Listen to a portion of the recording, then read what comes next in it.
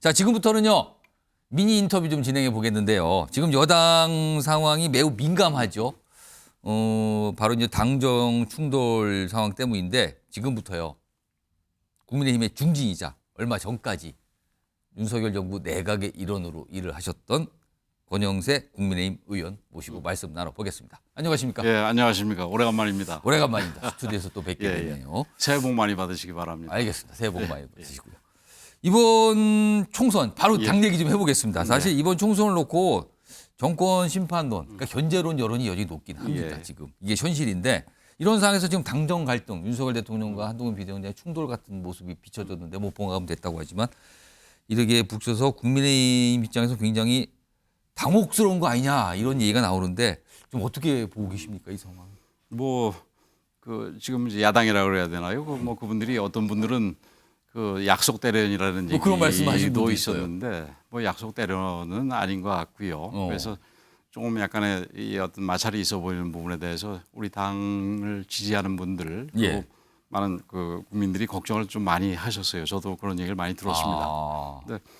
근데 다행히 이 다음 날인가요? 바로 이렇게 좀 같이 열차를 타고 서천 어제 그러니까 서천 그 시장 화재 현장에 갔다가 같이 열차를 타고 올라오시면서 이게 잘 이 화해 봉합이 된 것 같아서 정말 다행으로 생각을 합니다. 뭐 사실 어떤 면에서는 두 분이 20년을 그렇죠. 알아온 사이 아니겠습니까? 그래서 그 사이에서는 뭐 저가 예를 들어서 대통령과는 뭐 오랜 인연이 있습니다만 거의 대부분이 사적인 인연인데 근데 한동훈 위원장 같은 경우는 대통령하고 관계가 공적 관계로 시작이 된 거 아니겠습니까? 그 사이에는 뭐 반드시 견해가 일치되는 부분도 있었겠지만 또 반드시 그렇지 않고 그 다른 부분도 얼마든지 있어서 그 뭐 여기 이게 지금 미니 인터뷰지만 미니 갈등들도 많이 있었으리라 생각이 됩니다. 그래서 그런 부분을 잘 또 이 해소하고 20년 동안 아주 좋은 관계로 가져왔던 만큼 지금 이번에 갈등도 사실은 그렇게 외부에서 볼 때는 이게 깨질 것처럼 걱정스러운 부분이었을지 모르겠지만 이게 뭐 두 분 사이에 뭐 이전이나 이런 관계를 볼 때는 뭐 이렇게 다시 풀어져 가지고 정상 궤도로 올 수 있는 얼마든지 올 수 있는 그런 정도였다고 생각을 합니다. 자, 지금 일단 봉합은 된 모양새인데 근데 많은 분들이 궁금해하시는 게 아니 그렇게 오랫동안 20년이 넘는 그런 관계를 맺어왔는데 왜 윤석열 대통령이 한동훈 비대위원장에게 신뢰와 지지를 철회했다 이런 얘기가 나오고 사퇴 요구를 했다는 얘기가 나오는데 왜 이런 상황까지 이른 걸까요? 글쎄요, 뭐 실제로 그런 그 얘기가 있었는지 뭐 저는 알 길이 없습니다만은 그 두 분이 다 개성들이 강한 분 아니겠습니까? 그러다 보니까 이제 좀 이렇게 격한 감정에서 이런 얘기가 나왔을 수는 있는데 이제 그 뒤에 바로 무슨 지지철회 이런 부분에 대해서 대통령실에서 뭐 이 한동훈 그 위원장의 뭐 저기 진퇴 문제는 뭐 당에서 결정한 일이고 당의 문제다. 당의 문제다 이렇게 얘기하고 뭐 다른 부분에 대해서는 대부분 그 부인을 했지 않습니까? 그래서 뭐 큰 문제는 아니라고 생각을 합니다. 그럼 일단 뭐 상황에 대해서 이제 설명을 해주셨고요. 근데 약간 걱정을 하셨다 이 말씀도 좀 섞어주셨는데 사실은 이번 총선에서 여당이 진다면 윤석열 정부가 심대한 타격을 입을 것이다. 이게 지금 국민의힘 내부의 어떤 판단이에요. 그래서 이 여당에 대한 승리가 절실하다 이렇게 말씀들을 하시는데 국민의힘의 총선 승리를 위해서 지금 당의 중진이시니까 많은 걸 지켜보셨을 거 아니에요. 어떤 노력이 지금 필요하다. 이런 게 절실하다. 그런 게 있다면 어떤 겁니까 지금?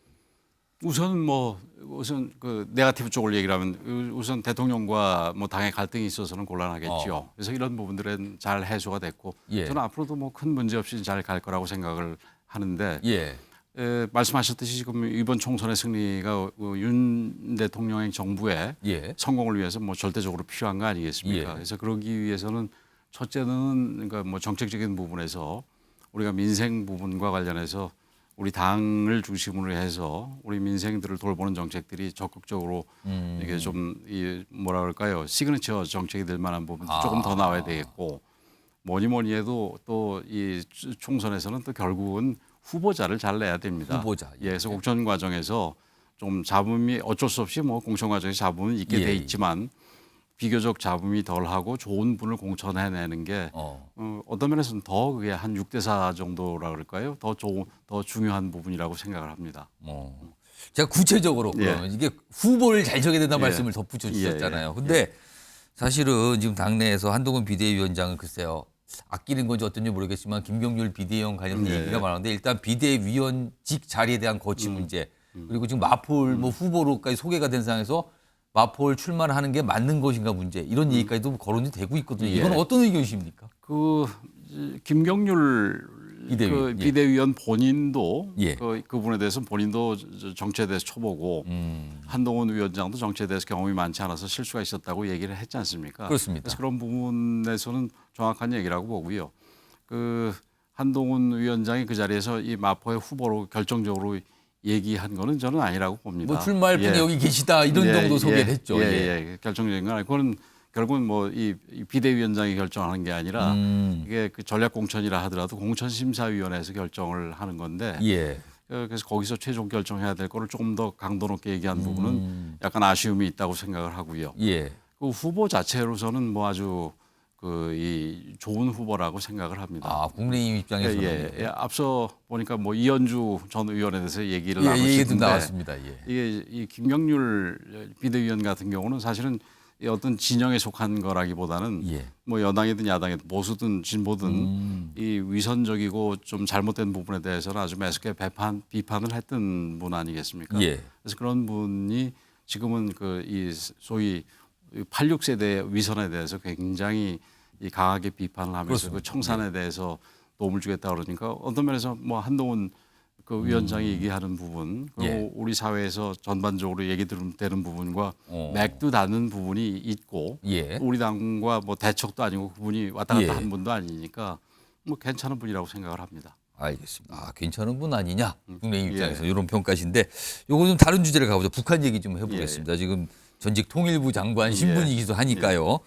연초부터 사실 북한의 움직임이 심상치는 않아요. 뭐 협박도 그런 협박이 없고요. 그렇죠. 그리고 최근에 도발을 하고 오늘도 또 그런 일이 있었는데 오늘도, 예. 도대체 지금 북한 왜 이런다고 보십니까? 지금 미국의 선거 국면하고 연관시켜서 볼 필요가 있다고 생각이 됩니다. 그 이 미국의 지금 오늘인가요? 그 뉴햄셔 예, 결과가 나왔지 결과가 않습니까? 나왔습니다. 예, 결과 나왔는데 미국의 선거 과정에서 북한 문제가 이슈가 되기를 바라고 또 트럼프 전 대통령한테 북한의 존재나 북한에 대해서 이렇게 좀 각인시키려는 부분이 틀림없이 있지 않았나 이렇게 생각이 됩니다. 이 예. 과거에 트럼프 시절에 결국에는 하노이 회담에서 엉망이 되긴 했습니다만은 그래도 대화하고 미국의 대통령하고 대화를 했던 거는 처음 아니겠습니까? 그렇습니다. 그리고 바이든 정부보다는 훨씬 우호적으로 보기 때문에 예. 아마 트럼프 대통령이 당선되기를 바라면서 북한은 트럼프의 당선을 그렇게, 바랄 것 같다. 예, 사실은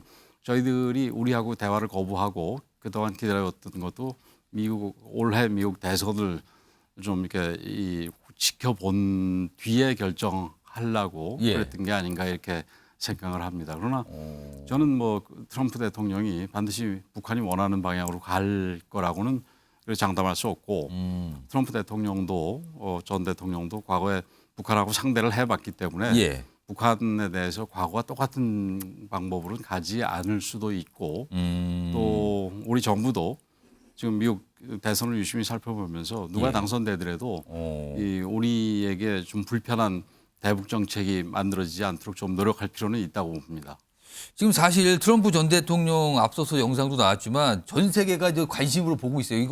이러다가 혹시 트럼프 전 대통령이 다시 집권하는 거 아닌가 이런 얘기도 나오는데 만약에 가정을 해서 트럼프 전 대통령이 다시 대통령이 됐을 경우에 혹시요 북한의 핵 보유를 인정해주겠다 막 이런 이게 좀 충격적인 입장이나 정책을 쓸 가능성 이런 것도 얘기 나오는데 이건 어떻게 좀 봐야 됩니까? 지금 뭐 누구도 알 수는 없습니다만 제가 조금 아까 말씀드렸듯이 예. 트럼프 대통령이 과거에 민주당 대통령과는 뭐 당연히 다르고 예. 과거에 공화당 대통령들과도 전혀 다른 그렇습니다. 입장을 가졌었지 예. 않습니까? 근데 지금 북한을 한번 겪어본 뒤이기 때문에 경험을 해봤다. 예. 그래서 한번 대화를 통해서 그게 북한의 어떤 그 대화 전략이랄까 이런 부분을 좀 알고 있기 때문에 예. 반드시 그때 했던 태도를 똑같이 답습하리라고는 우리가 그렇게만 생각할 필요는 예측 없다. 불허의 어떤 결정과 행동 예. 꼭 그러지는 않을 것 같다는 말씀인가요? 그렇지요. 예, 그 예측 불허가 우리가 불편해하는 방향으로 너무 크게 갈 거라고는 반드시 이렇게 좀 불안해할 필요는 없지 않을까. 그러나 물론 철저하게 대비는 해야 되겠죠. 예. 네. 요즘 각국에서 사실은 굉장히 촉각을 세우고 있다는 그렇죠. 얘기가 들려요. 지금. 전 세계적으로 그렇습니다. 지금 아시다시피 유크레인 전쟁에 대해서도 예. 미국이 적극적으로 개입하는 데 대해서 굉장히 비판적이지 않습니까? 아, 철군을 또 하는 거 아니냐, 뭐 이런 얘기 그렇죠. 지원을 끊는 거 아니냐, 뭐 이런 얘기가 그렇죠. 나오거든요. 그런 뭐 전 세계 어떤 그 지정학적인 예. 이 판세가 오. 굉장히 크게 변할 수가 있기 때문에 예. 지금 말씀하신 대로 전 세계가 지금 미국의 2024년 예. 대선을 지켜보는 것으로 알고 있습니다. 지금 한 1분 정도 시간 나오는데 마지막 질문 하나 드려볼게요. 아까 예. 북한 얘기 좀 이어가서요. 사실은 많은 분들이 걱정하시는 게 이러다가 북한이 정말 큰 도발을 일으키는 거 아닌가. 우리가 정말 원하지 않는 상황으로 가는 거 아닌가라는 걱정도 하시거든요. 이건 어떻게 좀 전망을 하고 계십니까? 글쎄 큰 도발은 뭐 조심스럽겠지만 예. 그래도 큰 도발이 있을 수도 있다는 생각을 가지고 우리가 준비는 해야 될 것 같습니다. 뭐 신원식 장관이 우리 대통령님의 예. 입장하고 이런 부분들이 아주 탄탄하게 준비되어 있는 부분은 뭐 있지만 예. 실제로 아마 북한도 그런 정도의 도발을 하기는 좀 이른 때가 아닌가 이렇게 생각을 합니다. 아무튼 많은 분들이 걱정을 하셔서 제가 오늘 예. 전직 통일부 장관이시니까 대신 질문을 좀 드렸습니다. 너무 미니라서 이게 지금 이긴 얘기를 짧게 하자니까 좀 미니 인터뷰 다음에 제가 여기서 다음에 한 번 더 예. 모시겠습니다. 예. 그때는 좀 깊은 얘기 좀 예. 나눠보도록 그렇게 하겠습니다. 하겠습니다. 자, 오늘 말씀 여기까지 듣도록 하죠. 지금까지 국민의힘 권영세 의원이었습니다. 고맙습니다. 예.